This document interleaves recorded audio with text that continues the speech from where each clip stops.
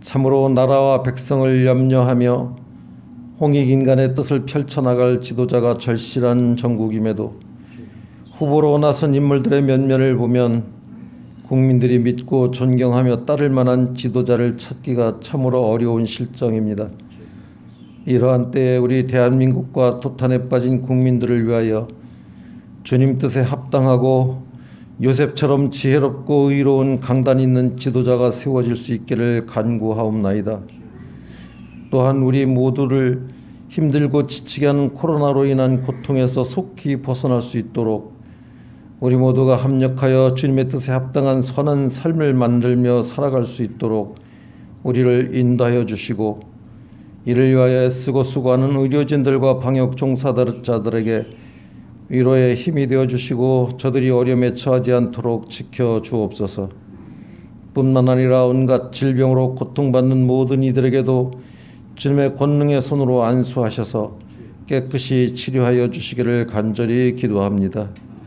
은혜로우신 아버지 하나님, 오늘도 세우신 목사님을 통해서 주시는 주님의 말씀을 통해 우리 모두 주님의 은혜와 사랑을 기억하며 결단하는 시간 되게 하시고, 영과 진리로 하나님께 드려지는 예배되게 하여 주시고, 드려지는 찬양과 기도, 우리의 모든 헌신이 주님을 기쁘시게 해드리는 산제사가 되기를 간절히 구하오며, 언제나 우리와 함께 하시는 다시 오실 예수 그리스도 이름으로 기도합니다. 아멘.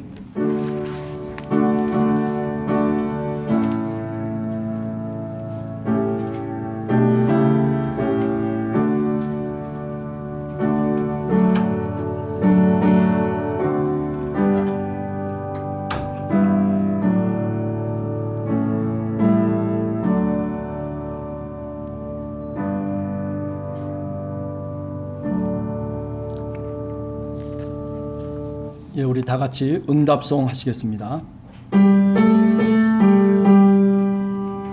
할렐루야, 할렐루야, 할렐루야, 할렐루야, 할렐루야, 할렐루야. 오늘 우리에게 주시는 하나님의 말씀은 구약성경 레위기 7장 11절에서부터 18절까지 말씀되겠습니다. 구약성경 154쪽에 있습니다. 우리 김정아 집사님 나오셔서 하나님의 말씀 봉독해 주시겠습니다.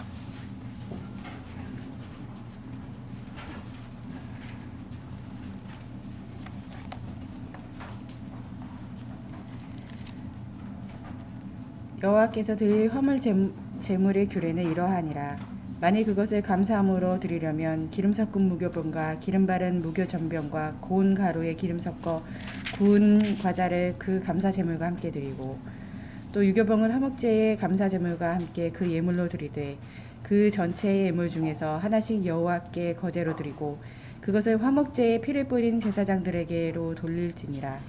감사함으로 드리는 화물 제물에 고기는 드리는 그날에 먹을 것이요 조금이라도 이튿날 아침까지 두지 말 것이니라.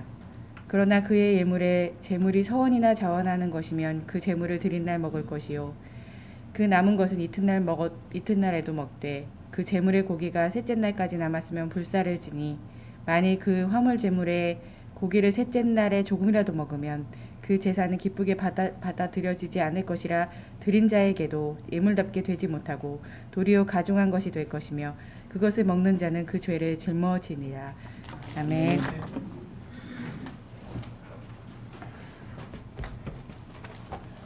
예, 우리 남성 사중창 나오셔서 하나님께 감사의 찬양을 드리도록 하겠습니다.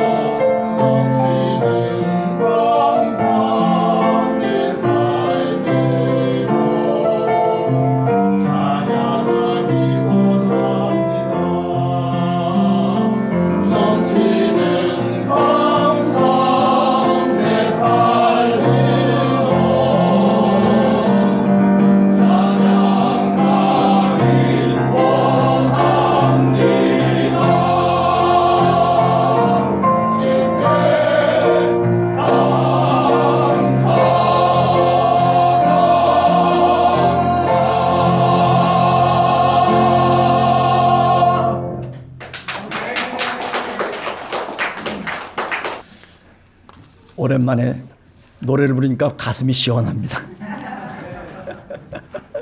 아마 11월 달부터는 조금 좀 거리두기가 낮아지지 않을까 그렇게 생각을 합니다. 지난주부터 연습을 잠깐 하고 또 오늘 아침에 와서 연습을 했는데 연습한 거에 비해서는 굉장히 잘 부른 것 같아요. 예, 우리가 1년 동안 살아오면서 사실 감사거리가 얼마나 많이 있을까 생각을 해보면 역시 하나님이 우리와 함께 동행하셨다라고 하는 그런 고백을 오늘 또 하게 됩니다.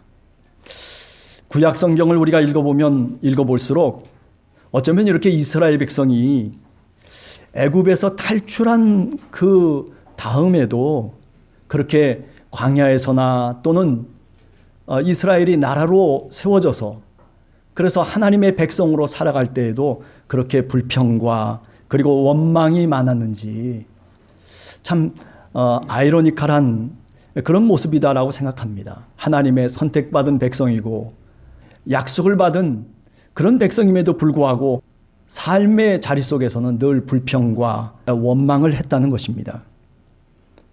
그래서 제가 가만히 한번 생각을 해봤어요. 도대체 이스라엘의 민족사 속에서 뭐가 문제길래 이렇게 감사가 없을까? 사실 430년 동안 애굽에 내려가서 종살이를 하며 그리고 노예살이를 살았습니다. 그 종살이와 노예살이를 살아가면서 이스라엘 백성들이 뭐를 까맣게 잊어버렸냐면 자신의 조상들이 자신들에게 내려줬던 그 감사의 제사를 저는 잊어버렸다. 그렇게 생각을 합니다. 하나님의 이름을 잊어버리고 그리고 하나님이 누구신지에 대한 그런 마음의 관심조차도 자신의 삶 속에서 다 무디어져 버리고 만 그런 이스라엘 백성들, 물론 노예 생활을 하고 그리고 종살이를 했기 때문에 삶의 여유도 없었을 것이라고 하는 그런 생각은 충분히 할 수 있습니다. 그러나 중요한 것은 애굽이라고 하는 그 우상을 섬기며 바로의 통치하에서 살면서 결국 감사라고 하는 것을 잊게 되고 감사가 무엇인지를 배우지 못했다라고 하는 것입니다. 여러분, 저는 이런 의미에서 성경을 통해서 알게 되는 것은 감사라고 하는 것도 우리가 배워야 한다는 것입니다. 종종 그런 생각을 합니다. 어린아이를 이렇게 키워보면서 우리는 얼마나 많이 그 어린아이한테 감사합니다, 감사합니다, 감사합니다. 그 이야기를 교육시키고 가르치고 또 반복하는지 모릅니다. 이스라엘 백성들은 430년을 그 애굽에서 살면서 이 감사를 배우질 못한 겁니다. 그저 종살이 하는 것, 그저 노예살이 하는 것, 그저 내가 억지로 살아가는 그 삶의 불만과 그리고 불평만을 사실은 그 속에서 자신들이 늘어놓았기 때문입니다. 그 속에서도 감사할 거리가 분명히 왜 없겠습니까? 힘들고 어려운 삶의 여정 속에서도 왜 감사할 수 있는 마음의 여유까지 잃게 됐을까? 그것은 누구도 감사를 가르치지 않았기 때문입니다. 저는 여러분들이나 저나 또 우리 함께하는 교회가 신앙의 삶을 살아가면서 이 감사를 우리 자녀들에게 또는 우리 후손들에게 가르쳐야 될 분명한 이유가 있다라고 생각합니다.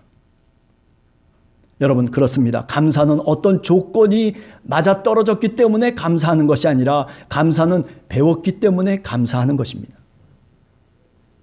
우리가 헌금을 할 때도 마찬가지라고 생각해요. 재물을 하나님께 드릴 때에도 사실 그것이 아까 보면 어떻게 드리겠어요? 내 삶의 일부라고 생각하고 그리고 그것을 드리기 때문에 우리가 당연히 하나님께 재물로 드리는 것입니다. 이처럼 감사라고 하는 것은 이렇게 가르침으로 인해서 감사의 마음은 출발하고 있다라고 저는 오늘 또 생각을 해봅니다. 감사합니다라고 하는 이 말을 우리가 가르치지 않았다면, 그 말을 배우지 않았다면 일평생 감사치 못하고 불평과 원망을 통해서 살게 되었을까? 그죠? 그런 면에서 신약에 나오는 사도 바울 선생은 역시 감사라고 하는 것이 하나님의 뜻이라고 그렇게 분명하게 말씀하고 있는 것입니다. 올 한 해를 저희들이 살아오면서 여러분은 얼마나 감사하면서 살아오셨습니까? 오늘 우리가 이 추수감사절 예배 때 한 번쯤 우리 자신을 뒤돌아볼 필요가 있겠다 생각됩니다. 그렇습니다. 우리 교회는 오늘 추수감사절 예배를 오늘 드립니다. 물론 추수감사절이라고 하는 게 미국에서부터 시작된 그런 교회의 절기입니다.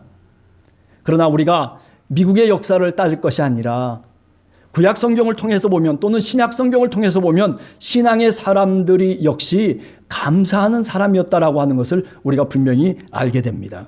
이스라엘에게는 5가지의 제사가 있었는데 그 중에 화목제라고 하는 것이 있습니다. 그것은 바로 오늘 우리가 얘기하는 감사 예배다, 이렇게 생각해 볼 수가 있겠습니다.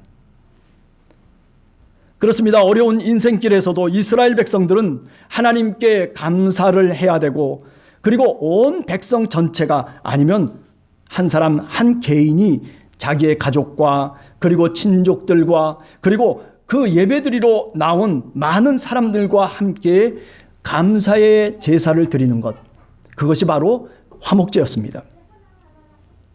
아마도 구약 성경에 보면 번제라고 하는 그 제사 다음으로 가장 많이 등장하는 것이 바로 이 화목제라고 생각합니다. 이 감사 제사는 짐승의 제물을 가장 값진 부분을 번제단에 올려놓고 그리고 하나님께 불살라서 레위기 3장에 보면 하나님께 드리는 그런 제사의 일종입니다. 또 제사를 드린 제사장은 자기의 몫을 받고 난 다음에 짐승의 나머지 부분들을 예배에 참석한 회중과 함께 하나님의 성전 구역 속에서 그것을 나눠 먹도록 그렇게 레위기 7장 15절에서부터 21절에 보면 하나님이 율법으로 규정해 놓고 있는 겁니다. 이처럼 하나님 앞에서 감사의 제물을 나눠 먹음으로써 하나님의 초대에 응답하고 있는 하나님의 백성, 하나님의 자녀라고 하는 의식을 서로가 나누어 갖는 그런 시간이 바로 화목제를 드리는 그 예배의 시간이었던 것입니다. 그렇습니다. 예수 그리스도께서도 우리가 잘 알듯이 마가복음 14장에 보면 제자들을 모아놓고 그리고 화목제를 드리고 있습니다. 그 화목제가 뭘까요? 그죠? 그것이 뭐냐면 최후의 만찬이에요. 그죠? 그래가지고 서로 떡을 떼며 그리고 잔을 나눕니다. 이것이 어떤 사람들은 6월절에서 연유됐다라고 그렇게 말하는 사람들도 물론 있습니다. 그러나 제가 이렇게 오늘 이 감사의 예배를 생각하면서 생각해 보니 그때도 하나님은, 그때도 우리 주님께서는 이 감사라고 하는 것을 얼마나 귀중한 것으로 신앙의 생활로 생각했는가라고 하는 것을 우리가 분명히 알 수가 있습니다. 주님께서 떡을 떼시고 그리고 하나님을 향해서 감사의 기도를 드립니다. 그리고 그 감사의 기도를 통해서 자신의 몸과 자신의 피를 누구에게? 제자들에게 나누어 줍니다. 나눈다라고 하는 거죠. 네. 이것이 바로 감사의 정신이라고 그렇게 오늘 또 분명하게 얘기할 수가 있습니다. 자, 그래서 오늘 구약의 감사제를 한번 살펴보면서 우리가 한 2-3가지 은혜를 나누고자 합니다. 첫 번째로도 감사 예배는 우리 모두가 함께 나누는 데서부터 출발하고 있습니다. 화목제라고 하는 것은 함께 나누는 정신을 우리들에게 가르쳐주고 있는 겁니다. 이스라엘 백성들이 출애굽해서 그래서 정말 40년 동안 광야 생활을 하면서 얼마나 시달리면서 살았겠습니까? 그러나 약속의 땅에 들어가서 너희들이 이런 백성이 돼야 된다고 그렇게 율법을 통해서 이스라엘 백성들을 가르쳐 주는 겁니다. 어떤 백성이 돼야 돼요? 그래요. 함께 이웃과 더불어서 살아갈 수 있는 백성이 되라는 거예요. 화목제의 목적은 거기에 있는 겁니다. 그래요. 내가 이만큼 부자가 되고 내가 이만큼 물질을 벌었고 그리고 나에게는 창고가 이만큼 양식이 들어있기 때문에 나 혼자서 먹고 그리고 나 혼자서 만족하며 기뻐하면 그것으로 나는 땡이다. 이렇게 생각하는 그런 이스라엘 백성들을 향해서 사실은 화목제를 통해서 하나님께서 그들에게 가르치고 있는 교육의 내용이 바로 감사의 예배인 것입니다. 함께 나눈 데서부터 출발합니다. 이렇게 율법의 정신이라고 하는 것은 나눔이라고 하는 데서부터 출발하고 있다는 것을 우리가 분명히 알아야 됩니다. 성전 예배에 참석한 이스라엘 백성 모두가 한 마음으로 하나님을 찬양하면서 기쁜 마음으로 이웃과 더불어 사랑을 나누는 것입니다. 내 것을 다른 사람에게 주는 것입니다. 감사의 예배라고 하는 것은 이렇게 이웃 사랑으로부터 출발하는 거예요. 이런 면에서 추수감사절 예배라고 하는 것의 출발점 역시 마찬가지로 나 자신의 소감으로부터 출발하는 것이 아니라 내 이웃이 또 내 이웃과 더불어서 내가 어떻게 나누며 오늘까지 살아왔는지, 아니 나는 어떻게 나누면서 내가 이웃을 사랑하며 살아갈 것인지, 그런 나눔의 정신으로부터 사실은 추수감사 절기 예배가 시작돼야 된다라고 생각하는 것입니다. 그렇습니다. 감사의 예배는 오늘 성경 본문을 보면 법률에 규정되어졌기 때문에 규정대로 내가 살아가야 됩니다 라고 그렇게 얘기하면서 감사의 제사를 드리는 것이 아니라 내가 자발적으로, 내가 자원하는 심령으로 내 마음속에 정말 우러나오는 그 마음이 있을 때 비로소 우리가 저 성전에 나아가서 감사의 제사를 드리는 것입니다. 감사의 제물을 드릴 때 그저 짐승만 드리는 것이 아니라 성경을 보면 소제도 드린다라고 돼 있어요. 그래요. 곡식도 드릴 수 있어요. 밀가루를 갈게 빻아가지고 그래가지고 뭔가 그 떡을 만들어서 그래가지고 하나님께 드릴 수도 있어요. 보통 제사 때 드리는 그 떡은 무교병이에요. 누룩이 없는 것을 하나님께 드리는 거예요. 그런데 오늘 이 화목제에서는 예외적으로 어떻게 얘기하고 있냐면 유교병을 누룩을 넣어서 부풀려서 하나님께 드리라고 돼 있어요. 왜 이렇게 이야기하고 있을까요? 왜 이렇게 하나님이 이 화목제는 이런 식으로 하나님께서 받으시겠다라고 얘기하는 것일까요? 화목제만큼은 부풀려요. 그렇게 만드는 거예요. 이스트를 집어넣고 누룩을 집어넣으면 그러면 어떻게 돼요? 그냥 조그만 게 아니라 모든 사람들이 나눠 먹을 수 있는 양만큼 늘어나는 거예요. 할렐루야. 왜 이렇게 하는 거예요? 나누기 위해서요. 나누기 위해서. 6월절이나 무슨 뭐 다른 어떤 번제라든지 또는 뭐 소제라든지 이런 제사들은 그런 게 아니에요. 그냥 누룩 없이 드리는 거예요. 그런데도 불구하고 이 감사 예배라고 하는 것은 많은 사람들이 나눠 먹을 수 있도록 하나님께서 누룩을 넣으라는 거예요. 이게 하나님의 은혜고 이것이 하나님이 우리들에게 원하시는 감사의 정신이라고 생각을 하는 겁니다. 조그만 것이 큰 것이 되는 거예요. 그 오병이어의 기적을 주님께서 행하실 때 그죠? 어린아이의 조그만 물고기 2마리, 보리떡 5개, 그러니까 굉장한 것 같죠? 아닐 거예요. 그저 조그만 어린아이가 갖고 있었던 아주 작은 것인데도 불구하고 그런데 그것을 갖고 오셔서 그래서 하늘을 향해서 축사를 하십니다. 감사의 기도를 드립니다. 그 감사의 기도를 드리면서 그러면서 그것이 뭐가 되는 거예요? 기적의 떡이 되는 것이에요. 기적의 물고기가 되는 것이에요. 그래서 5,000명이나 되는 수많은 사람들이 그곳에서 먹고 남았다 남은 것이 12강줄이나 됐다라고 그렇게 성경은 우리들에게 말씀하고 있습니다. 여러분, 여기 유교병을 드린다라고 하는 것은 바로 그런 의미예요. 그저 내 것을 나누면 모든 사람들이 먹을 수 있는 기적이 하나님의 역사를 통해서, 하나님의 은혜를 통해서 우리 곳곳에서 일어날 수 있다는 거예요.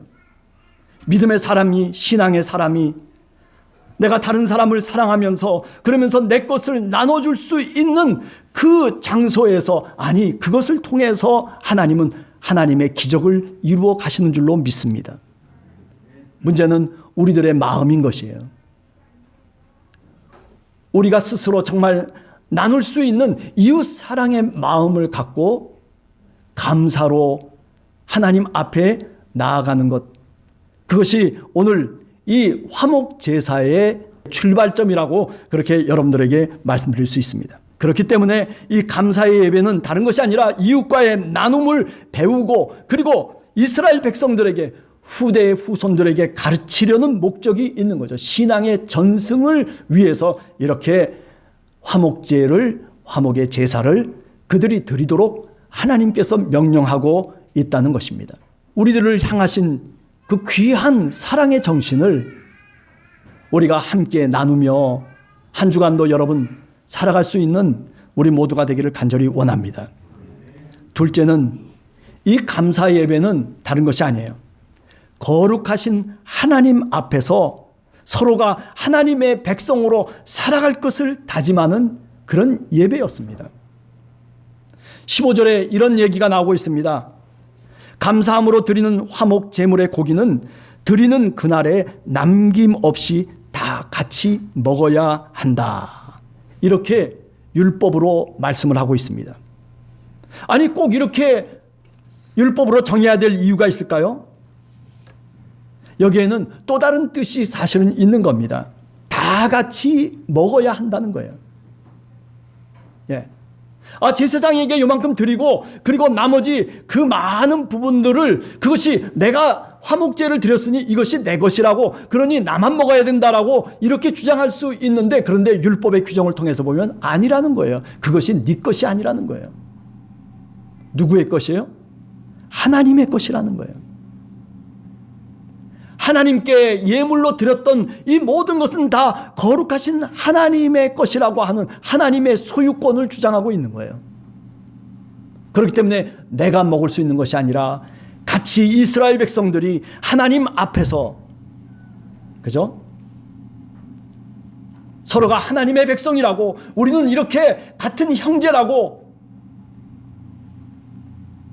서로 다짐하면서, 서로 고백하면서 드리는 제사의 예배가 바로 화목 제사고, 그리고 감사의 예배인 것입니다.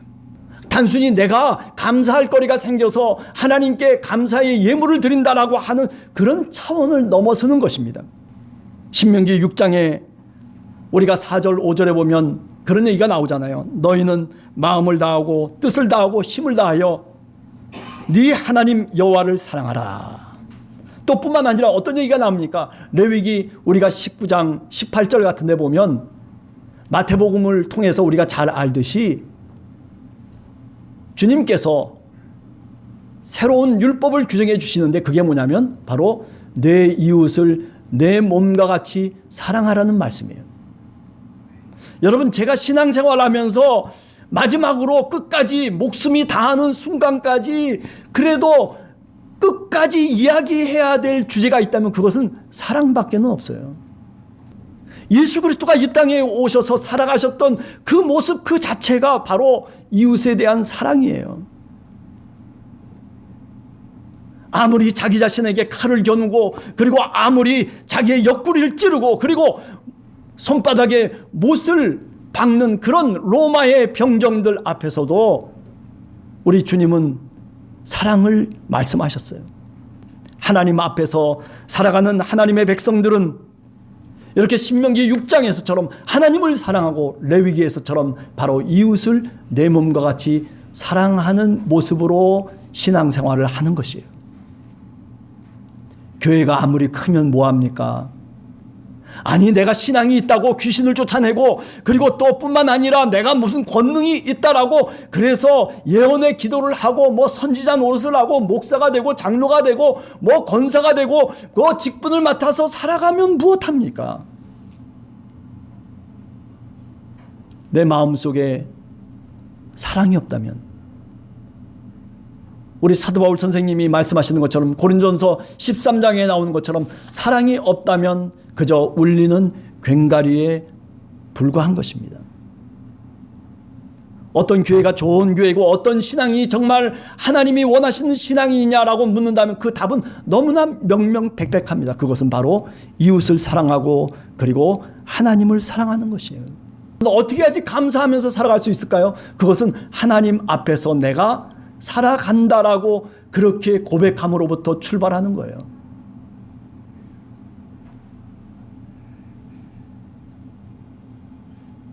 그저 이웃을 사랑하고 하나님을 힘을 다해서 마음을 다해서 사랑하라고 하는 그 말씀은 하나님 앞에서 감사로 살아가는 것을 의미하고 그리고 자신의 삶을 드리는 것을 의미하는 것이에요. 예수 그리스도가 바로 하나님 앞에서 그렇게 사셨던 분이에요. 물론 우리가 연약한 사람들입니다. 우리가 예수 그리스도의 그 모습대로 살아가기에는 우리는 너무나도 나약한 사람이에요. 그래서 하나님께 기도하는 거예요.